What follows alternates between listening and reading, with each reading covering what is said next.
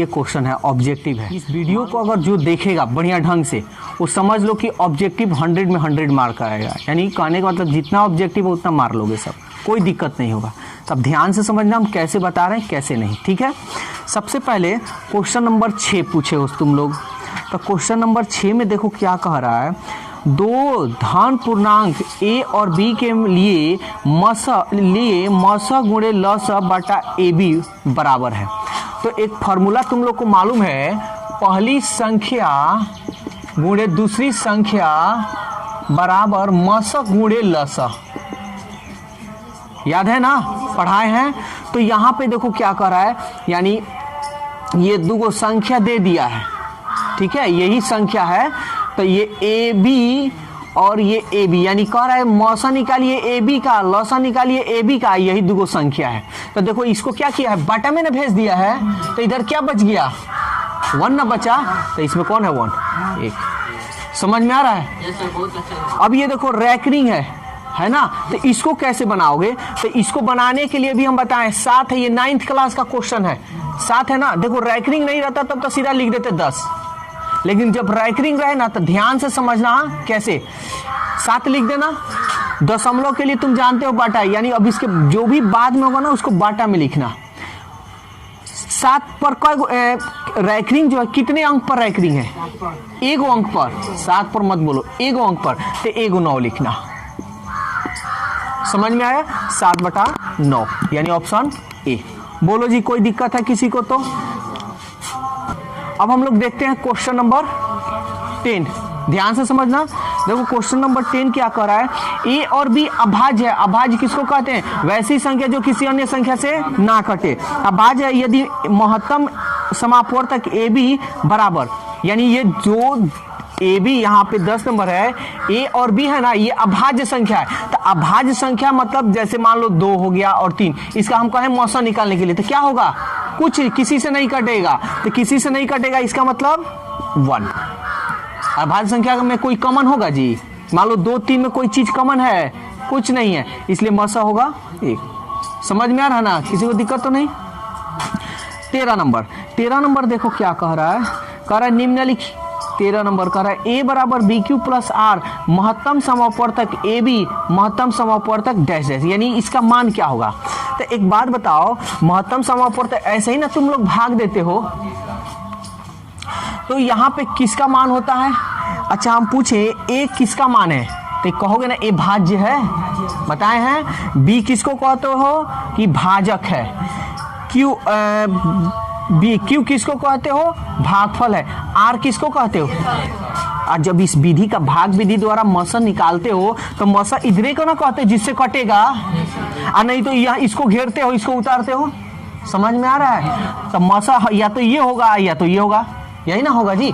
तो मसा इसमें से क्या होगा, बी आर। बी आर देखो कौन सा है, बी आर यहाँ पे।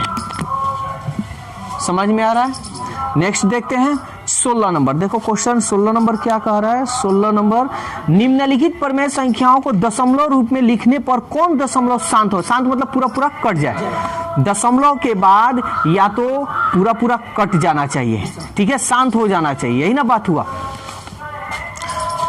तो कौन सा है, तो शांत कब होता है, जब हर, यानी हर मतलब बाटा में उसका अभाज्य गुणनखंड करने पर या तो केवल 2 आए या तो केवल 5 आए या तो 2 और 5 दोनों आए, यही ना जी। तो देख लो तो हर में कौन है 11, इसमें तो 2 5 है ही नहीं, तो ये तो शांत होगा ही नहीं, ये भी नहीं होगा। इसको हम छोड़ देते हैं, हमको नहीं मालूम पूर्णांक में, इसको छोड़ दो, आगे चेक कर लो, ये भी नहीं होगा। अरे तो 4 गो में से तो कोई एक होगा ना, तो मार लो ना, इसको चेक करने की क्या जरूरत है। समझ में आ रहा है। अरे देखो हाँ, MBD का गाइड है, ऐसा नहीं कि पूरा आंसर सही देगा, कहीं कहीं मिस्टेक हो जाता है, ठीक है। चलो नेक्स्ट देखते हैं 22 नंबर। 22 नंबर क्वेश्चन क्या कह रहा है, 2 या 2 से अधिक अभाज्य संख्याओं का मसा। अरे भाई 2 हो या 2 से अधिक अभाज्य संख्या हो तो मसा क्या होगा, 1। कोई कॉमन होगा जी। अरे मान लो 2 है, 3 है, 7 है, 5 है, इसमें कोई कॉमन होगा, कुछ नहीं, इसलिए मसा क्या होगा, 1। किसी को कोई दिक्कत है तो बोले। फिर 29 नंबर में, 29 नंबर क्या कह रहा है, क्या है जी क्वेश्चन, कह रहा है निम्नलिखित में कौन अपरिमेय नहीं है। अपरिमेय नहीं मतलब परिमेय है, तो हम पहले देख लेते हैं जो इजी लगता है वो। ये तो अपरिमेय है ना, ये तो मेरा आंसर नहीं, ये भी तो अपरिमेय है ना, ये भी नहीं होगा, ये भी तो अपरिमेय है ना, तो यही तो परिमेय है। समझ में आ रहा है कि नहीं आ रहा है? यही ट्रिक से बनाना है। अरे परिमेय कह रहा है कि अपरिमेय नहीं है, तो हम पहले देख लिए हैं कि अपरिमेय नहीं है, तो अपरिमेय नहीं का मतलब परिमेय होगा, यही ना बात हुआ। तो देख ले जो जो अपरिमेय है उसको हटा दिया, जो बच गया वो परिमेय है। ठीक है, नेक्स्ट 32 नंबर कहाँ है? कह रहा है दो परिमेय संख्याओं के बीच अधिकतम कितनी परिमेय संख्या होती है? दो परिमेय संख्या, दो परिमेय संख्या है, मान लो इन दोनों के बीच में हम पूछें कितनी अपरिमेय संख्या निकाल सकते हो, तो अनंत। दो परिमेय संख्याओं के बीच में भी अपरिमित अनंत, अपरिमेय संख्या अनंत, परिमेय संख्या निकाल सकते हैं, तो इसमें कौन सा होगा? अनंत। 33 नंबर देखते हैं क्या कह रहा है? 6/7 का दशमलव प्रसार क्या होगा? तो दशमलव प्रसार याद रखना, जब नीचे 2 हो, नीचे 5 हो, या तो 2 और 5 दोनों हो, तो क्या होता है? शांत होता है, अन्यथा अशांत। तो देखो तो नीचे ये क्या है? 7 है, तो शांत होगा कि अशांत होगा? अशांत होगा। ठीक है, लेकिन क्या है? निम्न किसी धनात्मक पूर्णांक ए और बी के लिए ए और ए बी का मस, ए बी का मस, ए बी का लस निम्न में से किसके बराबर होगा? यानी कह रहा है कि मस और लस किसके बराबर होगा? तो यही ना दो संख्या के बराबर होता है जी। तो यहाँ देखो तो क्या दिखाई दे रहा है? यहाँ क्वेश्चन में दे रहा है ए और बी। मान लो कि ए दो पहली संख्या, बी दूसरी संख्या, इसी का मस और लस होगा ना, तो किसके बराबर होगा? ए गुणे बी के ना बराबर होगा। 35 नंबर कह रहा है महत्तम समवर्तक ए बी लघुत्तम समवर्तक ए बी बराबर होगा, तो किसके होगा? वही होगा जी। क्या होगा? ए गुणे बी। यही ना सेम क्वेश्चन है। बात समझ में आ रहा है कि नहीं? अरे कह रहा है कि मस गुणे लस, अब कह रहा है किसके बराबर होगा? तो दो संख्या जो होता है उसी का ना बराबर होता है जी। पहली संख्या गुणे दूसरी संख्या। समझ में आ रहा है ना? ठीक है, तो ये भी हो गया। 38 लास्ट नंबर देखते हैं। किसी पूर्णांक p के लिए प्रत्येक सम पूर्णांक, अरे भाई सम कह रहा है, इसमें किसका? अब देखो इसका लोलाहा बोला बोले है ना, इसमें मान रख लो। चलो एक रखो, सम संख्या आना चाहिए। एक रखोगे तो 2 एकम 2, 2 और 1 कौन सी संख्या है? विषम संख्या है, इसलिए ये नहीं होगा, हमको सम बताना है। अब यहाँ रखो एक रखोगे तो कौन सी संख्या होगा? ये भी नहीं होगा, हमको सम बताना है।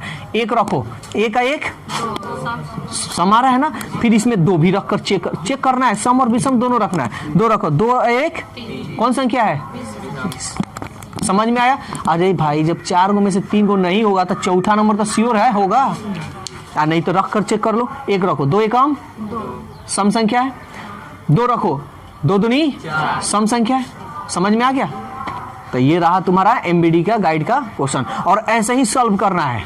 ठीक है, ऐसे ही सॉल्व। तो आज हम लोग कौन सा ये चैप्टर था जी? बहुपद था कि वास्तविक संख्या था? कौन सी चैप्टर है जी?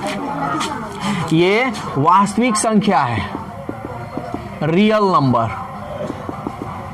ठीक है, तो आज हम लोग रियल नंबर कंप्लीट किए। कल हम लोग आगे हम लोग देखेंगे क्या है? बहुपद, पोलिनोमियल्स। तो कल हम लोग बहुपद देखेंगे। कोई दिक्कत है किसी को एग्जाम में?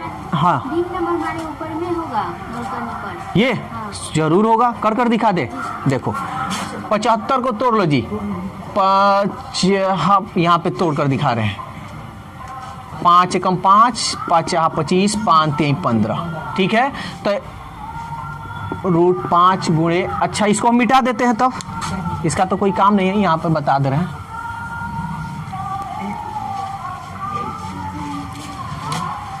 तो ये हो गया 5 गुणे 5 गुणे 3, 48 को तोड़ लो। 2 दूनी 4, 2 चौके 8, 2 एकम 2, 2 दूनी 4, 2 छक 12, 2 तिहाई 6 कर लो। कईगो 2? 1 2 3 4 1 3, जोड़ा बना लो।